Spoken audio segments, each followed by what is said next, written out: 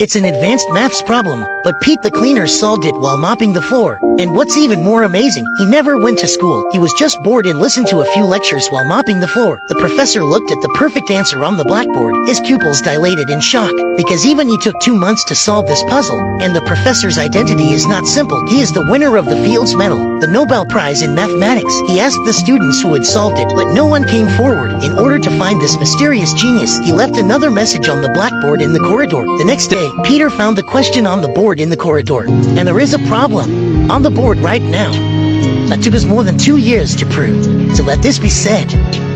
The gauntlet has been thrown down. He found it interesting, so he started solving it. But this time, the professor noticed. He walked towards Pete and asked him why he was scribbling on the board, and Peter had no choice but to leave. But when the professor saw the board, he was shocked again. The problem, which had plagued the maths department for 2 years, had been solved by a caretaker. In order to find this genius boy, the professor went to great lengths. He finally found him in court. He's being sued for his previous fight. He was able to dislike the other lawyer's words. He used all sorts of legal terms and classic cases to clear his name. But Pete had done too many things. The judge had no choice but to send him to jail. He couldn't afford bail. He had to wear a prison uniform. And that's when the professor finally met him, and he promised to get him out on bail, but only if he agreed to 2 conditions. Firstly, to meet with him every week to discuss advanced maths problems. The second is to see a psychiatrist once a week. And so Pete began working with the professor on advanced mathematics. The problems that plagued so many people were simple for Pete. All the professor had to do was give him a few hints. Peter understood the solution instantly. The professor now understood what genius was, but there was a bad side to genius. At night, Peter quietly read a book on psychology. When he faced the psychiatrist the next day, he broke through the psychologist's defenses with just a few words and drove him away on the spot. And then he went on to piss off several other psychologists. And the reason why he did so: this gifted boy has never been to school, but he has an extraordinary talent for maths. He solved in a few minutes a problem that had plagued the maths department for 2 years. God opened a window for him. He also closed a door for him. Pete had a serious character flaw. Mark knew from the first time he met him that he was something else. He looked around the house. He was looking for questions to break Mark's defenses. Soon he found a key message in a painting. You married Iran. The message pissed Mark off. He came at him and grabbed him by the neck. If you disrespect my wife again, I will end you.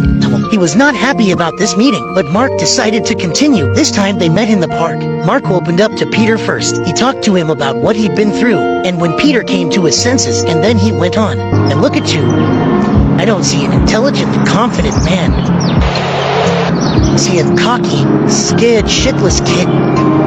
And with that, Mark laughed, leaving Peter in deep thought. He'd always shut himself up with his willfulness and violence. He never let anyone come near him. A few days later, Peter approached Mark, but strangely, neither of them spoke. They spent the night staring at each other. The next day, Pete came back. Mark still didn't speak. He even fell asleep in his chair. But this time, Peter couldn't hold it in any longer. He started talking to Mark. He said he'd met a girl recently. He had a good feeling about her, but he was afraid that if he continued to spend time with her, he'd ruin the perfect feeling. Then Mark told him from his own experience. His wife farts when she's nervous and wakes up the dog in the middle of the night. Peter laughed uncontrollably. He hadn't felt this relaxed in a long time. Mark told him, it's these little flaws that make the relationship so much more enjoyable. Learning to accept each other's imperfections, that's the only way to be in her world. Peter listened and decided to make a change. He found the girl he wanted. He wanted to ask her to go out with him, but the girl refused, said she had to finish her homework for the day, and she gave him a look. Peter told her to wait, ran to the cafe alone. He wrote out the answers in his textbook, and then found the girl with the standardized answers. That's how a school teacher goes on a date. Pete and the girl were getting along, but the 2 old classmates had a fight. The professor wanted Pete to use his talents to contribute to society,